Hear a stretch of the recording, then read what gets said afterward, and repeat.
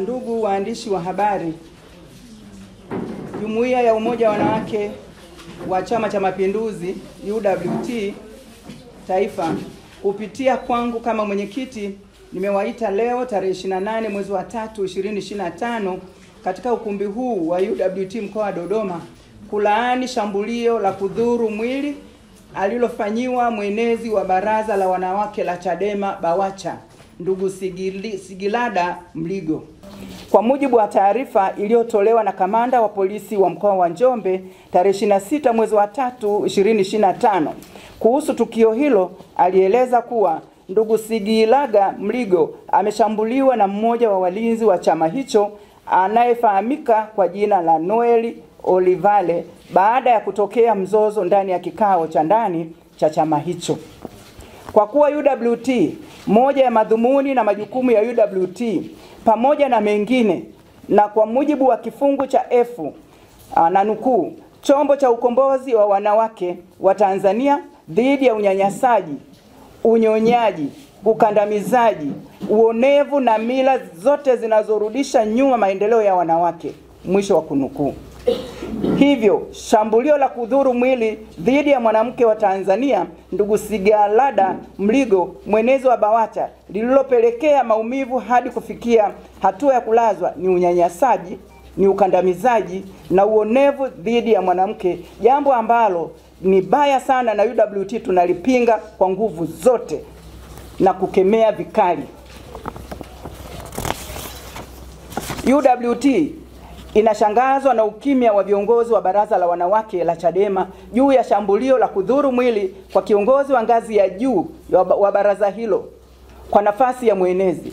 Kutokemea matumizi ya nguvu kwenye tofauti ya kisiasa ndani ya chama hicho ni dalili ya uoga dhidi ya mfumo dume wa chama cha Chadema. Kwa kuwa sheria ya vyama vya siasa ya mwaka 2023 imevitaka vyama vya siasa kuanzisha dawati la jinsia, tunaiomba ofisi ya msajili wa vyama vya siasa kufuatilia kwa karibu uanzishaji wa madawati hayo na utekelezaji wa majukumu yake, ili madawati hayo yawe na uwezo wa mamlaka ya kuchukua hatua dhidi ya vitendo vya unyanyasaji, ukandamizaji, uonevu na kadhalika dhidi ya wanawake, kama ilivyotokea kwa mwenezi wa Bawacha kushambuliwa akiwa kazini anatekeleza majukumu ya kisiasa ndani ya chama chake. UWT tunatoa pole nyingi kwa ndugu Sigilada Mligo, tunamtakia uponyaji wa haraka. Tunatoa wito kwa jeshi la polisi mkoa wa Njombe kuendelea kumsaka mtuhumiwa na kumfikisha kwenye vyombo vya sheria.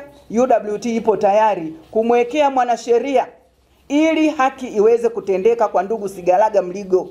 UWT inatoa wito kwa taasisi mbalimbali zinazoshughulikia masuala ya haki za wanawake, asasi za kiraia, jumuiya za wanawake za vyama vya siasa mbalimbali kuunga mkono kwa kukemea tukio hili la shambulio la kudhuru mwili kwa ndugu Sigilada Mligo.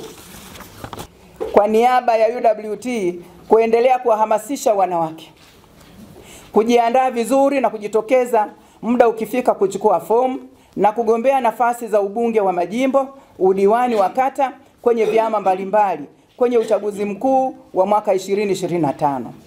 Puuzeni propaganda ya kwamba kuna chama kina uwezo wa kuzuia uchaguzi usifanyike kama kinavyojinasibu kwenye mikutano ya hadhara inayoendelea nyanda za juu kusini. Jambo hili ni danganya toto. Swala la uchaguzi ni la kikatiba. Kila baada ya miaka 5 nchi yetu inaingia kwenye uchaguzi. Haujawahi kuahirishwa kwa namna yoyote ile na hautaahirishwa. Kwa hiyo mwaka huu utakuwepo uchaguzi 2025, tena utafanyika kwa amani na usalama, na uchaguzi utakuwa wa huru na haki. Maboresho muhimu yote yamefanyika na kuridhiwa na wadau wote. Chadema wanataka kuweka mpira kwa pani. Wameshaona dalili za Chama cha Mapinduzi kushinda kwa kura nyingi katika nafasi zote kutokana na kazi nzuri ya utekelezaji wa ilani ya uchaguzi ya mwaka 2025, na kwamba mgombea wake wa urais Mheshimiwa Dr. Samia Suluhu Hassan atapata kura nyingi za kishindo kutokana na kazi kubwa na nzuri aliyoifanya kwa taifa letu la Tanzania. Tunaziomba jumuiya za wanawake kwenye vyama vya siasa vingine vinavyopenda amani na utulivu kupitia jukwaa letu la Ulingo, tuendelee kujiandaa na uchaguzi. UWT tupo tayari kushirikiana nao katika kuhakikisha tunahamasisha wanawake wengi, vijana na makundi maalum wenye uwezo ndani ya vyama vyetu wajitokeze na washiriki uchaguzi mkuu wa 2025. UWT tunasema maboresho yamefanyika.